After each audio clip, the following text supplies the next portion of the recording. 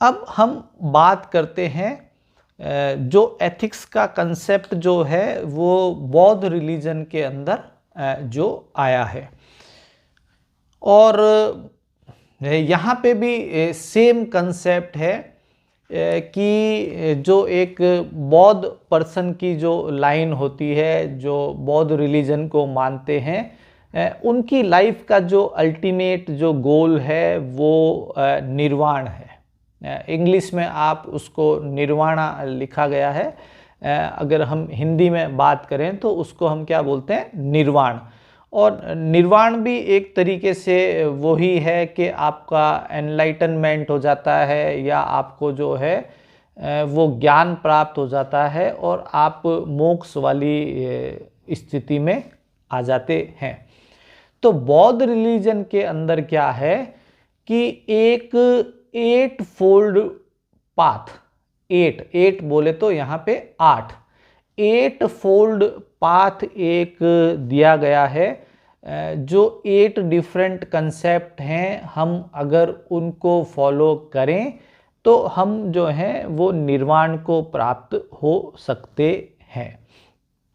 तो उस 8 fold path में जो सबसे नंबर 1 जो पहला एक्शन हमारे लिए बताया गया है वो है आपका करेक्ट व्यू।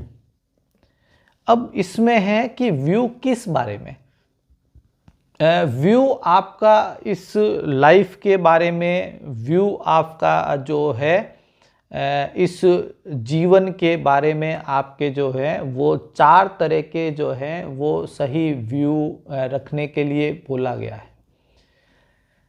सबसे पहले तो ये है कि आपको ये आइडेंटिफाई करना पड़ेगा कि भाई समहाउ हम लोग जो हैं वो सफ़र कर रहे हैं, कुछ ना कुछ दुखों से हम सब जने जो हैं घिरे हुए हैं, कुछ दुख हमारी लाइफ में है। तो हमको नंबर 1 जो है वो सफरिंग को आइडेंटिफाई करना पड़ेगा। और सेकंड नंबर पे हमको उन सफरिंग के जो रीजंस है उनको भी आइडेंटिफाई करना पड़ेगा। और बौद्ध रिलीजन के अंदर जो सफरिंग के जो सबसे जो बड़ा कारण बताया गया है वो बताया गया है अटैचमेंट को। और मैंने आपको स्टार्टिंग में भी बोला कि ऑल रिलीजन्स के अंदर सेम कंसेप्ट है, उनको बताने का तरीका हो सकता है कि अलग हो। तो अगर हम श्रीमद् भागवत गीता की भी अगर बात करें तो उसके अंदर भी सभी दुखों का जो कारण बताया गया है वो अटैचमेंट को ही बताया गया है कि हमारी जो अटैचमेंट है, जो हमारा लगाव है, वो जो है वो मोह जिसको हम बोल सकते हैं, वो सारे दुखों का मेन कारण है। तो आप देखिए कि बौद्ध रिलीजन भी सफरिंग का मेन कारण अटैचमेंट को ही बता रहा है, और श्रीमद् भागवत गीता में भी अटैचमेंट को ही दुखों का सबसे बड़ा कारण बताया गया है। अब थर्ड नंबर पे जो हम अभी करेक्ट व्यू की बात कर रहे हैं, तो तीसरा व्यू ये है कि आपको समहाउ ये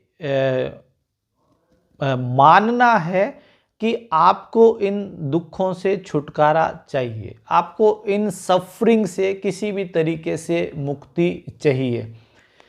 तो यहाँ पे हम 2 चीज़ों की बात कर सकते हैं। वो पहली चीज़ ये है कि या तो हम जो हैं वो डेथ को मान लें कि भाई जब डेथ हो जाएगी तो ये जो धरती लोक पे जितने भी दुख हैं इन सब से जो है वो मुक्ति मिल जाएगी। लेकिन ये थोड़ा सा नेगेटिव कंसेप्ट हो जाएगा। यहाँ पे हम बात करेंगे कि अगर हम 8 फोल्ड पाथ को फॉलो करते हैं और हम अपने आप को इतना ज़्यादा एनलाइटन कर लेते हैं कि हमको निर्वाण मिल जाता है, तो हमारा ऑटोमेटिकली जो है वो सारे दुखों से जो है वो हमको मुक्ति मिल जाएगी। तो जो फोर्थ व्यू है वो यही है कि आपको जो है इस 8 फोल्ड पाथ को फॉलो करते हुए आपको अपने सफरिंग से आपको मुक्ति चाहिए और आपको जो है वो एनलाइटनमेंट की तरफ बढ़ना है, निर्वाण की तरफ आपको आगे बढ़ना है।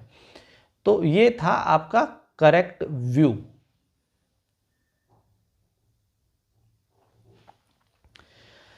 दूसरी चीज जो है वो है आपका करेक्ट इंटेंशन। दैट मीन्स आपको किसी भी तरीके से आपके जो इरादे हैं वो हमेशा नेक होने चाहिए। ये बहुत ही लाइट बातें हैं जो हम अपने रूटीन लाइफ में सुनते रहते हैं कि आपके इरादे हमेशा नेक होने चाहिए और उन इरादों में ध्यान रहे कि समहाउ अटैचमेंट या फिर जो है वो हेट जैसी चीज़ें, जेलेसी जैसी चीज़ें हमारे इरादों में नहीं आनी चाहिए कि हम किसी को हार्म करने के लिए काम कर रहे हैं या फिर हम किसी से हेट कर रहे हैं। ऐसी चीज़ों से हमको दूर रहना है। तो आपके जो इंटेंशंस हैं वो आपके करेक्ट होने चाहिए। एक है आपका करेक्ट स्पीच। अब मैं फिर से वही बात बोलूँगा कि जो अहिंसा का कंसेप्ट है या जो महात्मा गांधी ने बोला या कबीरदास जी ने जो बात बोली कि भाई ऐसी वाणी बोलिए मन का आपा खोए औरन को शीतल करे आप हु शीतल होए। या फिर जो गांधी जी ने बोला कि हमको जो है वो अपने वचनों से भी जो है वो हिंसा नहीं करनी है। उसी चीज़ को 8 फोल्ड पाथ के अंदर बौद्ध रिलीजन के अंदर बताया गया कि आप जो है वो झूठ बोलने से बचे या फिर आप मतलब गंदा नहीं बोलें, गाली गलौज नहीं बोलें करें, किसी की बुराई आप नहीं करें और इवन जो है सेंसलेस बातें भी आप नहीं करें, जिसको हम बोलते हैं ना कि बकवास मत कर, जो अपन बोलते हैं।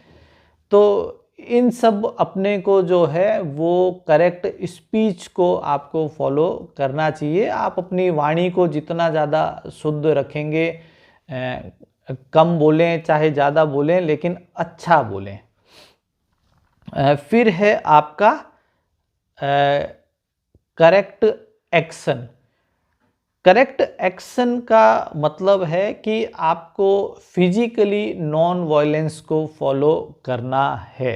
फिजिकली आपको नॉन वायलेंस को आप फॉलो करें और आप किसी को भी मारने पीटने से बचें। आजकल सोसाइटी के अंदर बहुत ज़्यादा लड़ाई झगड़े, मार पीट और सेक्सुअल हैरेसमेंट और ऐसे केसेस देखने को मिलते हैं। तो आपका जो एक्शन है वो भी आपका जो है वो प्योर हो, शुद्ध हो, नॉन वायलेंट हो। आप देखिए कि पैरेलली अगर आप गांधीयन फिलोसॉफी को भी साथ में समझेंगे तो आप देखिए कि आपको मन शुद्ध रखने के लिए बोला गया कि आपको हेट दिमाग में नहीं आना चाहिए, आपको आपके वचन शुद्ध रखने के लिए बोला गया और आपके कर्म शुद्ध रखने के लिए बोला गया। फिर है आपका करेक्ट लाइवलीहुड।